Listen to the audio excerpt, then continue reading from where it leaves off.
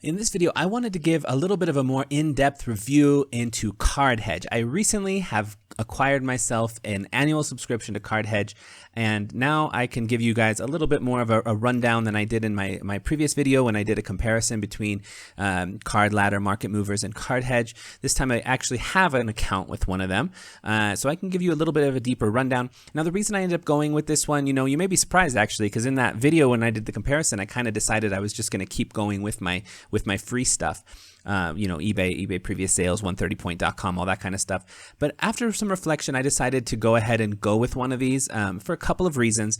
One for me is mostly because, in my context, I think I'm going to be able to make really good use of this as I move forward with kind of something that's closer to like a business venture within sports cards. And I feel like this is going to be a really useful tool. There's certain aspects of this that are going to be a really useful tool. I don't necessarily think a data tool is necessary for everybody in every context, but it can be really useful. And if it's not too expensive, which Hedge isn't too expensive, I don't think, compared to some of the other ones, I felt like it was worth it. Now, I should say in advance before I go here, I actually do have an affiliate link with them now. It's not going to influence the way that I talk about them or my feedback about them. But if you do decide based, on whatever reasons you have to sign up for an account, please do use my affiliate link, as it doesn't cost you anything extra and it gets me a little bit extra, helps support the channel and everything. So, yeah, but again, that's not going to color the way I talk about it. The other thing I should mention as well is, I've made an arrangement with them. I'm going to be submitting in some blog posts. This is me here. I'm going to be submitting some blog posts in for them as part of an arrangement I had for a discount and all this kind of stuff. So if you go into the blogs regularly, you'll see some of mine. I'm going to be approximately twice a month going to be uploading blogs onto their website, which is cool. I'm excited about it. I've been doing a lot of writing about about different sports card stuff, and for my Medium page, I'm actually going to be sharing that with you in a future video, what I'm doing with kind of writing about sports cards these days. But anyway, for now, let me go into Hedge and share with you a bit. So when you first get into the dashboard, this is what it will look like. So this is in the paid dashboard. If you're just doing the free stuff, it won't have this little section over here to the left. The rest of it will actually look pretty similar when you first come in. You'll get a lot of this information will be there. There's some things that are only accessible once you have the paid subscription, especially things related to longer term data. But this will have I don't exactly know why that certain cards are chosen on top, but this will have a list of some cards, and of course you can search for players. You can see here there's about 208,000 plus cards on here now, and they're adding, during the summer they added about 10,000 cards per week, according to JD, who's kind of the main person in charge of updating the cards that are in the database. Now that the school year started, that'll probably slow down to about 10,000 per month, but that's still really significant. I mean, considering something like Card Ladder has about 30,000 total, that's a pretty significant number to be added in pretty much constantly. It's not as much as Market Movers, I don't think, but it's adding up constantly, and I haven't really come across any cards yet that I haven't found, which is nice. That's one of the reasons I chose this one instead of Card Ladder, because I constantly couldn't find the cards I wanted. This one has them all, so you can see today that many have been added. I don't know how it's possible that there's been more added today than in the last 7 days. That seems a little strange. But anyway, yeah, so you can find it in different sports, Pokemons, non-sports stuff, and all these. GPK, I'm not even sure what that one is. Marvel, Racing, all these kind of things. So there's a few different features you can use for this. So let's say, for example, I think one of the most common ways people will probably use this is to find specific cards that they have in their collection, or that they're thinking about buying. So if there's a card you have in your collection and you want to keep track of it, let's just do a random player here. Let's say you actually do own this card, and this is the PSA 10 one right here, I believe, and you want to add it to your portfolio. You can click the collection right here and it adds it to your portfolio, which I'll show you later what the collection button over there looks. I haven't done too much with my own with adding in my own collection yet. I want to get myself really organized to know how I'm going to use this before I really start doing that more in depth. But so you can keep track of your cards, and if you do keep track of your cards in your collection, when they pop in here, you can see them in a quick view.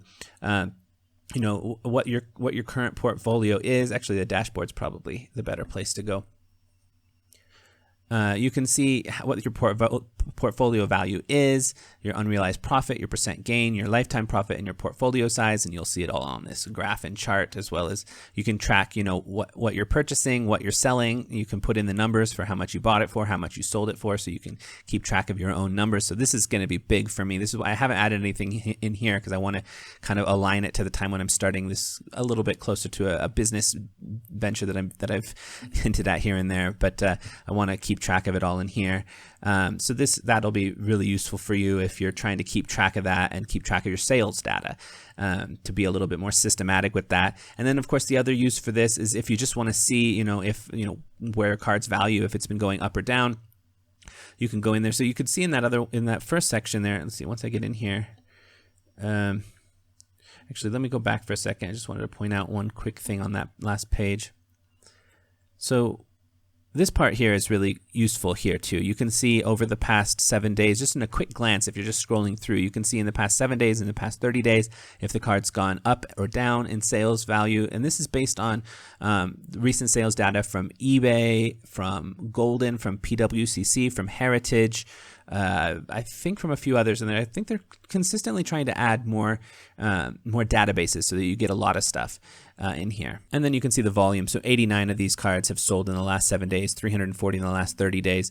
Now I think in this one is for all of the different grades. But once you go in, you can start to look at some more details. So let's look at this one, random card. No reason to choose this one, just figure he's a big name, and Prism's a brand everybody knows. Okay, so once the data comes up here, this is 6 months worth of data. You can see from March up till now. You can adjust the time, 7 days up all the way up to all time. And then you can, I think 6 months is a pretty good time. If you're really trying to figure out with just the last 7 days, if there's any movement, 7 days is sometimes zoomed in so close. I don't know how useful it is, but I think getting a sense of things at about 6 months is pretty helpful.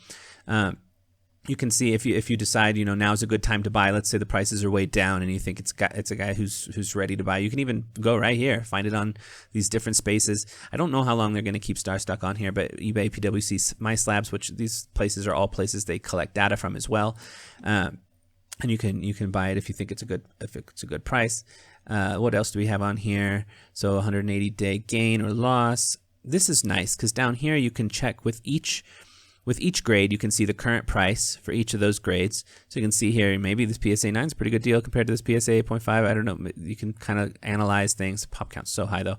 And then you have the pop count. So you don't have to go separately to all of these different websites, pop counts on their website to figure out the details about it. You can do it right here. So you can quickly see, there's no BGS 10s of this. Don't know how there's a sale of $214 if there's a pop zero. Because maybe, no, I don't know. I'm not sure what that one could be. So you can get the pop count for all these different companies, even HGA, but I don't think they're following up much with HGA anymore. And then Raw, of course. And then you can get from the same companies, you can come in here, can look at data from all of them.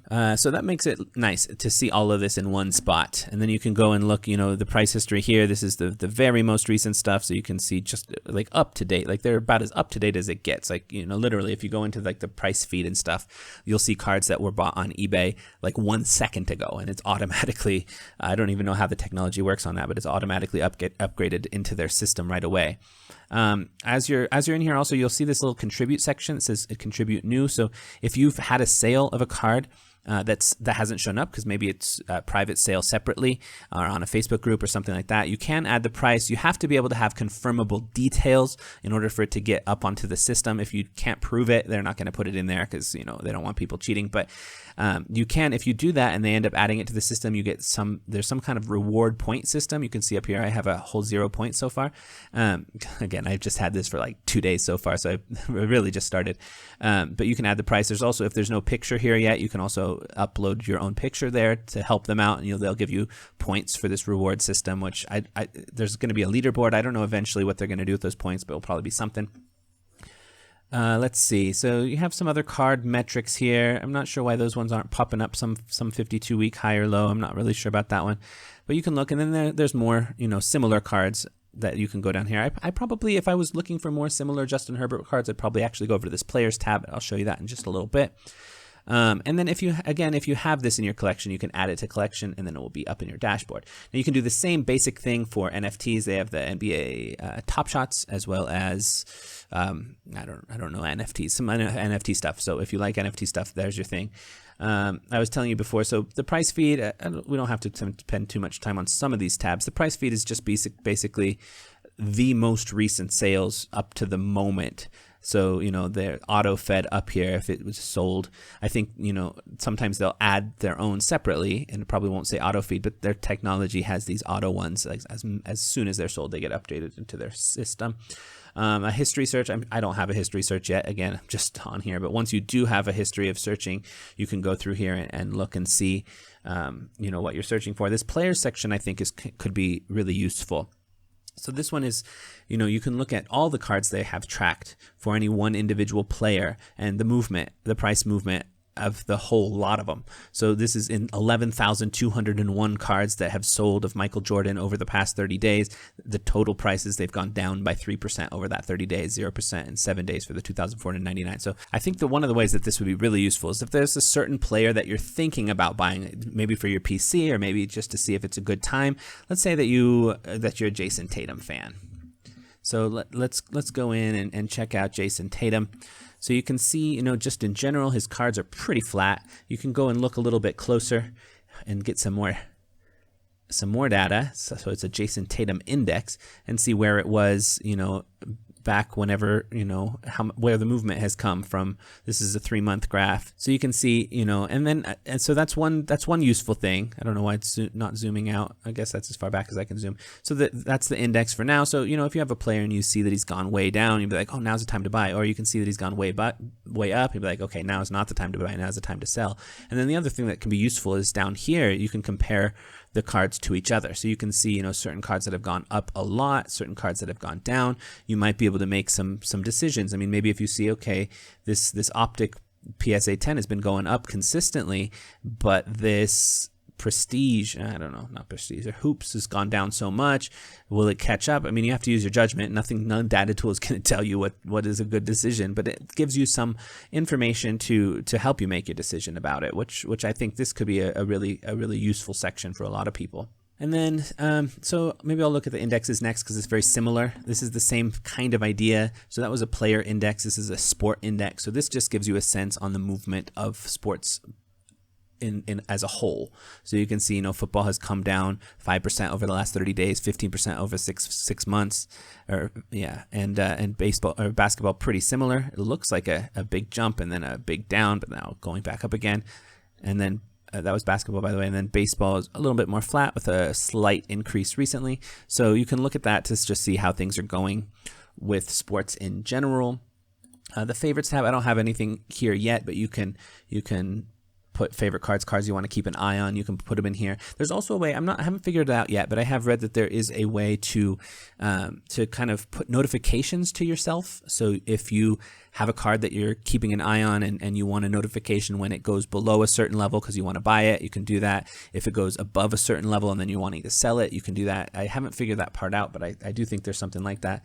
And then compare. So this is going to be useful for me on the YouTube videos that I'm going to be making for you guys inside of the data platform here, because I'm sure occasionally I'm going to be using this to create some data inspired videos for you guys. It's one of the reasons I got this account, actually. I think from a more deep kind of businessy kind of usage, it's probably going to be a couple of months before I really start doing the collection thing and stuff in deep. But until that time, I'm probably going to also be making a regular video series. I'm going to try to figure out how to do it well.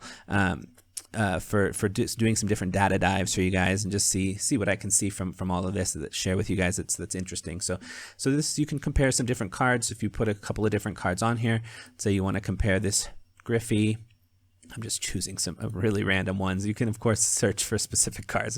These two cards have nothing to do with each other, but you can compare them and see their price movement. So this could be useful if you're wanting to do. Let's put on at least the same sport, basketball. Okay, yeah.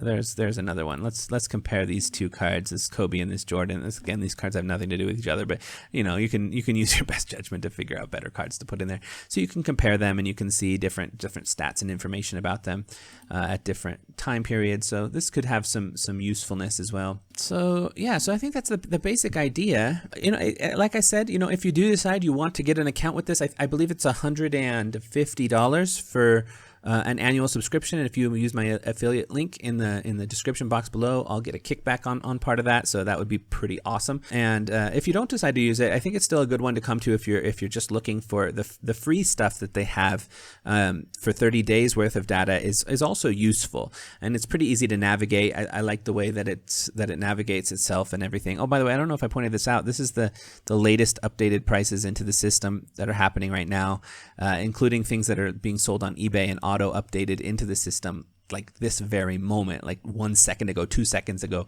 I don't know, maybe it takes 5 seconds, I'm not sure, but it will get updated on this thing down there. So that'll be a cool little thing to add to my YouTube videos. It'll look like a news ticker or whatever. So yeah, so that's that. So again, the website is cardhedger.com. If you're interested, come check it out. If you end up deciding to get it, please do use my affiliate link. Check out the blog occasionally. You know, now that I'm going to be adding stuff on the blog, I think that'll be cool because I'm so cool. Oh, here's the leaderboard. I don't think this was up here before. So this leaderboard thing, eventually, as you add updated sales and if you add updated stuff. Oh, this is the portfolio value. Okay. Okay. Wow. So some people have some big portfolios in here already. Goodness. That's cool. Okay, so you have some people who are tracking large collections already in here, considering it's a pretty new app. I mean, not completely new, but it's relatively new compared to some of the other ones, and they're already got a pretty good following. I like them. I like them quite a bit. All right, but anyway, that's it for this video. I hope it was helpful. As I learn more about this, I can share with you some other little things that I learn about it here and there over time. But this was a nice way to just kind of introduce you to all of this. So. Hope all is well. Peace.